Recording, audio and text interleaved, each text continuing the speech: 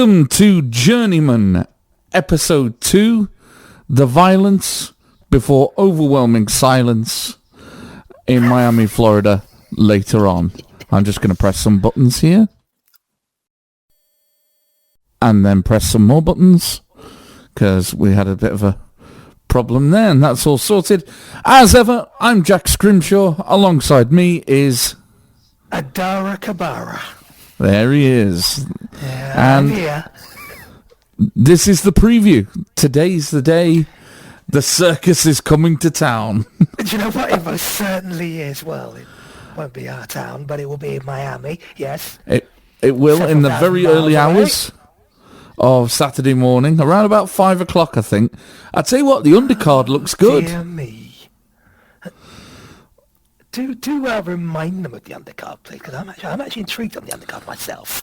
Well, we've got a lot of fighters who I personally haven't heard of, but the one that stands out to me is Caroline Dubois fighting. Oh, yeah, yes, I know her. For those who don't know, for those who don't know, yeah. For those who don't know her, she is a sister of Daniel Dubois. Daniel Dubois is the heavyweight, I wouldn't say world, he's not world champion, is he? I would say no. He was the contender for heavyweight world champion who fought Alexander Usyk about 4 months ago. And sadly went to pieces. Unfortunately, yes. We did kind of cover that. In our we did, podcast. In episode 1. That he said that he just wasn't ready. We didn't think he was ready. Bruno syndrome, wasn't it? Yeah. Yes, yeah. His sister, on the other hand, I think is going to be a little bit different. It will be different. I think she's a little less known, and she's a little less coveted. And I think this will be great exposure for her, to be honest, on a big card like this. Yep. On Netflix, a lot of casual fans tuning in. And this is the podcast for fight fans, for these casual fans. It is, yes. So, yeah, it's going to be exciting. It's quite a weekend of boxing, to be honest, because tomorrow night Callum Simpson is fighting. And then we've got a card on Sunday, and I don't even know who's on that. This circus has eclipsed it. Well, as I suspect it probably would. There's a lot of talk, people. I was listening to the radio today, and somebody said, "Well, let's just call it for what it is, a farce." Yeah. So before we get into the farce treat it like an actual fight, let's beg the question then: what does that say for the state of boxing? Because we've had some great fights this year. I think this has been one of the best years for the sport in the last maybe 2 or 3 years. Mm-hmm. But this sideshow seems to be eclipsing all of it. Is it because it's a heavyweight fight? Is it because it's a YouTuber? Or is boxing in a state, do you think? Partly because I think all the above. Not because it's a heavyweight fight. Partly because it's a YouTuber, and partly because boxing is in a state. Boxing is in a state where, it needs coverage. I mean, it never had the coverage it did, say, 5-6 years ago. We do. British people probably take boxing more seriously than maybe the Americans? Yes. The only reason why you get these YouTubers like KSI and, dare I say it, the prepubescent idiot, as we call him, Jake Paul, is because, they have following. They have a following. You can't disrespect that. Let's not disrespect that. He has a following. Okay? He has a massive following. Now he's, without putting a final point, I think that's the reason why this fight is happening. I think a lot of people are saying, look, AJ just needs to deal with him and get out of there and not have anybody else, no interviews, no nothing, just me included. Deal with him. Right, just deal with him. That to be included as well. Deal with him and get out of there. Don't You know, don't stop in for interviews or just say, "Look, I came here to do a job, and this is what I'm doing." Like, Now, I and you know will what? say, as I said at the start, they are treating it somewhat seriously, a decent undercard. Yes, they are. Yep. Well, decent-ish. You know, Caroline is probably the Well, only yeah. significant fight. And there's a few good 6-round and 8-round scraps, which should be fairly Yeah. good. Get us in the mood, you know, Yes, yeah. before the circus. And we probably should get into it because it is Christmas time and our listeners want us to get to the point at this time of year. So, the weigh-in. The Indeed, teenager, my apologies. the turtle, he weighed in at £217, 15 stone 7 in old money. Right. Anthony Joshua, 243 and a bit pounds. So 17 stone 5.5, let's say, let's be what a generous. professional heavyweight boxer should be. Exactly. Jake Paul isn't even a heavyweight, No. okay? Anthony Joshua is 6 feet 6 inches tall, 17.5 stone, an Olympic gold medalist. I'm not a Joshua fan. I've said this before. I'm not a fan. I was, but and now I've come to the conclusion that he was probably the best time to he probably chose the best time to beat Klitschko when he did. He got his world championship. Great. Well, Tyson had already half done the job. Yeah, Right, he beats him soundly. And even then, there were moments in that fight where Anthony Joshua was in trouble. Oh, yeah. And there's my doorbell. And apologies, my friends, we had a slight interruption there. Case of shopping arriving. So professional. And my tiny quiche. But yes. Yes. So, yeah. Joshua, Olympic gold medalist against Jake Paul, the tiny quiche.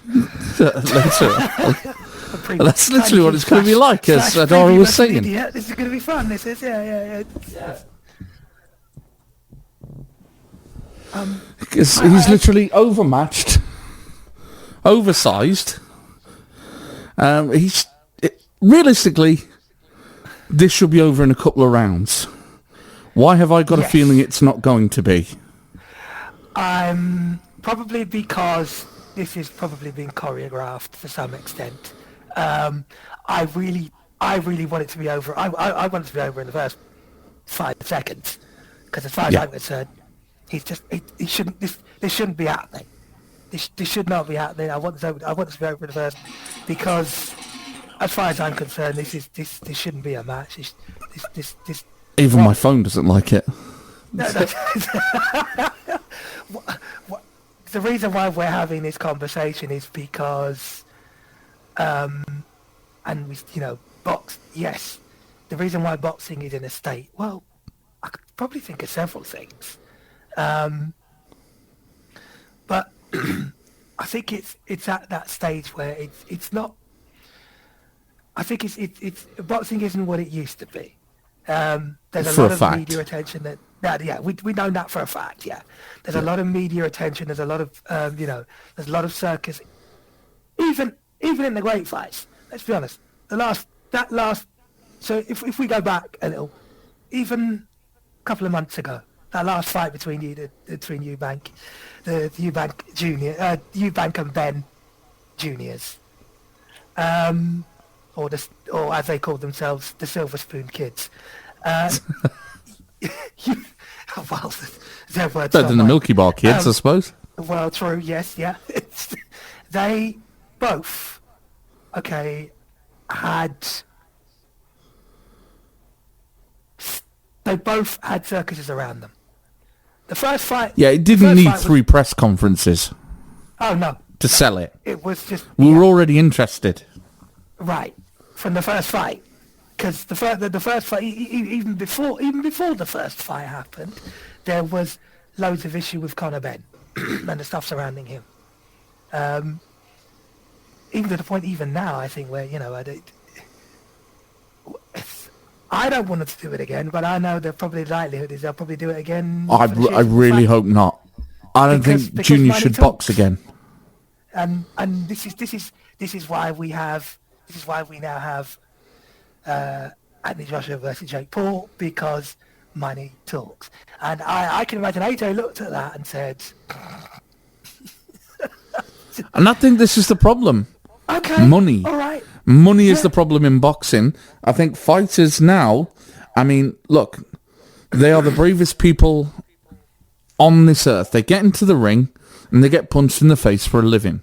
Of course, they should be paid well, but I agree. The prizes and prices are getting frankly ridiculous. And this started back in the 90s, with the original Eubank Ben fight with the two dads. And we started seeing... they were both characters. They were both great media presence. But the antics at the press conferences, that started then. You could probably even take it a bit further back to the Ali days. But again, Muhammad Ali, great character there in his own right. And characters do sell. But when does it stop becoming more about the characters and less about the actual fight? This is the thing. I think this is what tonight's all about, because Jake Paul at the weigh-in was going full WWF. Sorry, WWE. When it's so all time. When his weight was announced. Right. Full promo. Like full... His ass is mine! And then he said, and I quote, and I just thought, who the hell fed him this line? I'm gonna come on your ass! Is this AJ or was it Jake Paul? This was the teenager. Oh, right, the teenager. Oh, dear. This is why we can't... It's ridiculous. This is why AJ needs to knock him out in the first round, because I can't. AJ didn't say a word. Well, yeah, I did. Literally Ivan Drago, and this is the way it should be. Don't buy into this circus. Yes, yeah. This is why I think I hope this fight ends quickly. Yeah, and it ends, and because a lot of people said, look, even if he doesn't knock him out within the first 3 rounds, he's still lost, but Anthony Joshua has said indirectly, whether it's directly or indirectly, whether that was a dig at Fury or not, he's basically said, if I lose this, I can still put on big shows, and all I could think was, mate, if you lose this. Don't even. No, his career is over. His legacy is destroyed if he loses this. It'll be worse than Ngannou and Fury. Oh yeah, much worse, because Ngannou at least had a fighting pedigree. Right, Jake Paul UFC champion. That.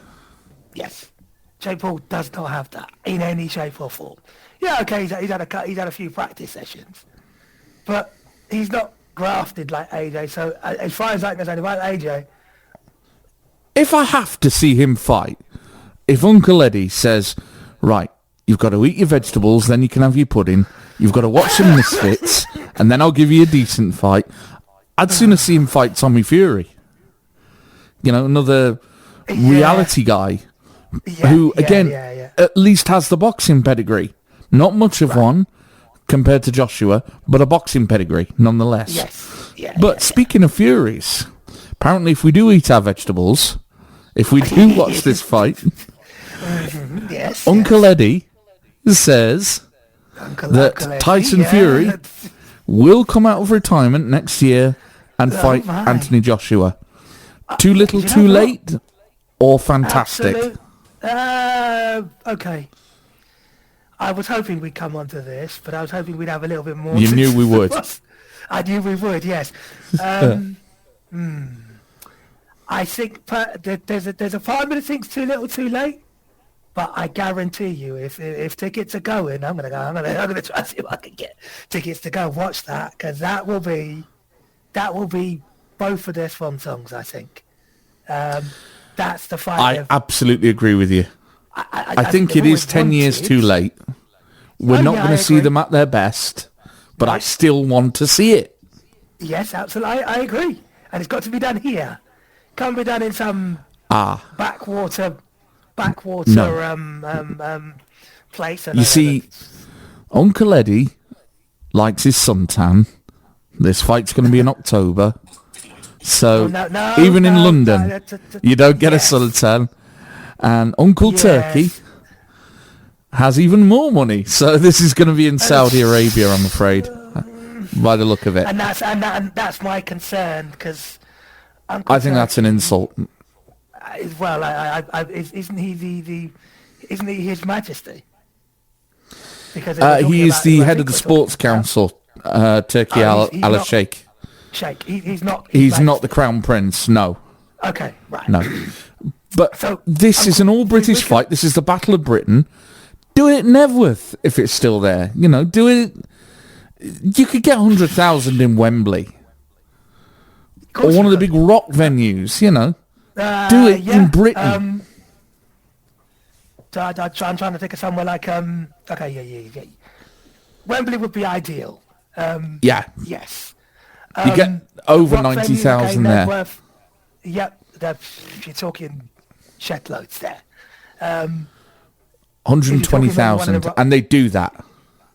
Yes. I promise you, they do that. You're talking about the rock venues have to be somewhere in the summer. It has to be sometime in the summer. And I don't think they would, either of them two would do something like that in the summer. I mean, they might. I'd like to see it happen. I'd like to see a boxing match in this. It would make things very interesting, seeing a boxing match in the middle of our I think our unpredictable weather would put pay to that, to be honest. Yeah, that's the problem. Some of these heat waves. That's the only issue, I think. You know, they'll announce it and they'll be like, oh, yeah, it's like back in the middle of summer. And then it chucks it down that particular day. But if this fight happens, no matter where it happens, who's winning it? This is the question. I think it will be one of the. I think it might be a draw. You know, I think Tyson. You think they'll go down the rematch route? Yeah, Tyson will want a rematch because that's just Tyson. If Tyson gets knocked down, he'll want a rematch because he wants something to prove. If AJ gets knocked down, I think there will be a case of he will want something to prove, but he is. I think he's at that stage where he's kind of like, do you know what? I know I'm going to the end of my career. I just need to figure out what I'm going to... It's not even so much what I'm going to do next. It's a case of, I know I'm coming to the end of my career, so, you know what, if Jake Paul wants to call me out and I'm going to go over there and knock 10 bells into him, then yeah, you know what? I'll do it. Only for the simple fact that I'm going to get paid doing it. And if I do it before the third round, hey, I've got nothing to... I think it depends. Then, really. It depends which Tyson Fury we get. If we get the vintage Tyson Fury, properly trained, who we all know and love, I think he takes it on points. That's right. And I think we see a boxing lesson. I think if AJ turns up... no, a boxing lesson I think is too far. I think if AJ turns up, we see a fight. And both of them give it 100%. That's what we want to see. What I don't want to see... It'll probably be sometime in October and it'll be in Saudi. It'll be in Uncle Turk. It will be in his backyard. Second week of October is the tentative date. Right. But what I don't want to see is two lads end of their career in a swan song fight, sucking wind. I really don't want to see that. They've both been inactive for a long time. That's true. I just wonder, what will we see? You saw that with Joe Joyce and Chisora in Chisora's last fight. Yeah. That was a both of them were sucking wind. And to be fair to the first 5 rows passed out of oxygen deprivation in that fight. Pretty much, yeah. But there's talk of Chisora fighting Deontay Wilder. That's wrong. That should not happen. Two fighters again who I think Chisora wants his 50 fights, doesn't he? He's already on 49. He wants his last fight. If Deontay Wilder wants to do that, then I can't. I see somebody getting hurt in that fight, and I mean really badly hurt, and I don't want to see that. Because Deontay Wilder has had some serious knockdowns, hasn't he? Over the last few years. As has Derek. They're not young men, you know. No, they're not. No. Will they give Derek a journeyman fight? You know, give him an up and comer. Like maybe Justice Hooney, or Taramoana, the Australian heavy, who's maybe even I actually think a harder hitter than Hooney, but he's had less fights. Yeah. Who? Taramoana. Okay. Yeah, but Hooney is. I want to see him back in the ring. He is good. He is a great kid. Yeah. I'd like to see him in there with Dillian White, perhaps, or Chisora, as I said in episode 1. One fight we do know that is happening. See, we did another episode, folks, but a few things went wrong, so you haven't heard it. Yes. But we've discussed this already. And that is the fight between Moses Atama and Jermaine Franklin, who I think is a good opponent for Atama at this stage, but will he give him the rounds? I think not. To be honest with you, I think not either. And I said this before, Jermaine Franklin's only survived, let's be honest, because he's just had a little luck and nobody's hit him hard enough. Yep. I say nobody's hit him hard enough. And I'm telling you, like, he has been hit quite considerably by AJ and a couple of others, but I'm telling you, Atama was going to destroy him. It's a nice name on the resume, because you can say, he's been in there with the likes of Anthony Joshua. He's a good, experienced fighter, but he's not winning this. No, I can already see the. I can see it already. Like the first way he'll go in there. If I'm going to be honest, the pre warm up is going to be longer than that actual fight. I suspect you're right. To be honest, the ring walk is going to be longer than that fight. Just be. I mean, I might have said put him in there with Kubrat Pulev, but after last week, I'm glad I didn't, because Pulev fought for one of the sort of interim international plastic world titles and got destroyed in 5 rounds. Yeah, because I think he just had one fight too many. Went in there with the dangerous youngster and got pounded, which is what we hate seeing happen to great boxers. But that's what happened to Pulev, so he's out of the equation. A bit unfortunately, like Fraser Clark. Yes, the other day. in the fight with Jimmy TKV. Jamie TKV, who not many people know too much about. Reasonably good fighter, but I thought Fraser maybe he had a bit more about him. Unfortunately, was the other way around. He got caught with some good ones, and I think he may just have to go back to the drawing board again, do his homework. I think they will fight again. But I believe so, and I think Fraser will come back stronger from this. Yes, because in round 11 of that fight, his cornerman got in his face and basically said, "Do you want this or not? Because if you don't, I'm pulling you out. You're not going out for round 12. You're beaten up."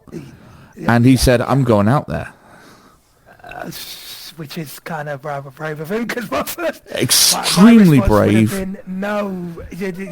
had nothing to lose at this point, but typical fighting man would not go out on his shield. He wanted to go down shooting, and I said, he's going to get annihilated. I'm literally yelling at the TV, this guy's going to get killed. He made it through that round, showed a lot of grit and courage.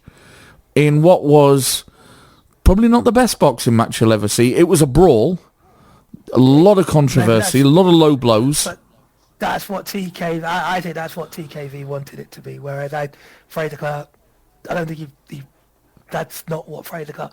That's not what he wanted. I think TKV wanted that. He wanted it to be scrappy. He wanted it to be. I think if it came out to a straight shooting, if it came out to a blow for blow, I think Fraser would have probably. I think Fraser would have outdone him. But that's just my own personal opinion. TKV could do quite good in the bare knuckle, I think, because he's a good brawler. Yes. But I think put him in there with somebody who can hit harder than he can, or a good boxer, and he will come unglued very quickly. Yes, yeah.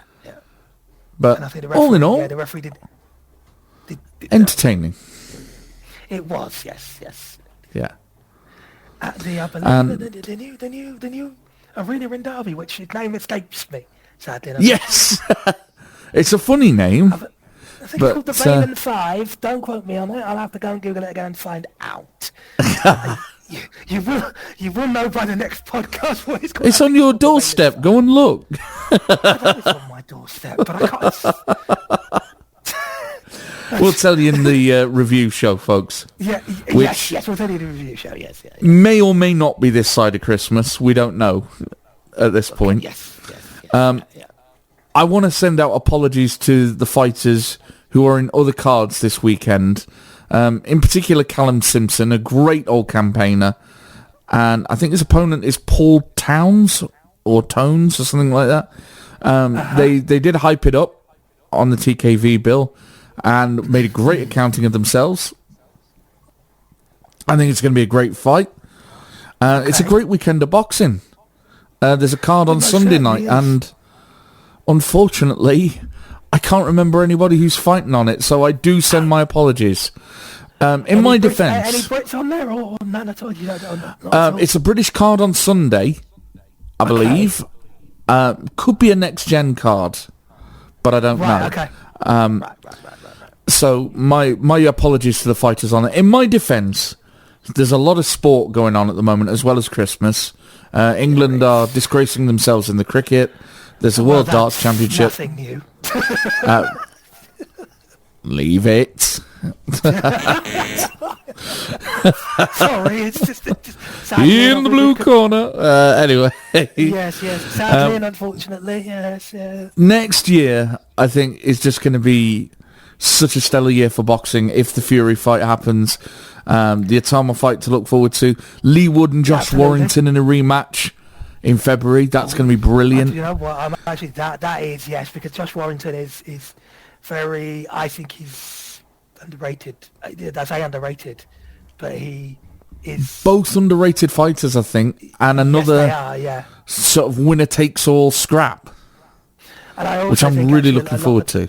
A lot of the lighter weight fighters don't get the attention that say the slightly heavier weight fighters do, because there's more. I suppose when you're watching lightweight boxing matches, they're not. You kind of don't really see full-on knockouts. It's for the purists, usually. For the purists, yeah. But the real hardcore fans. Are for the purists, yes.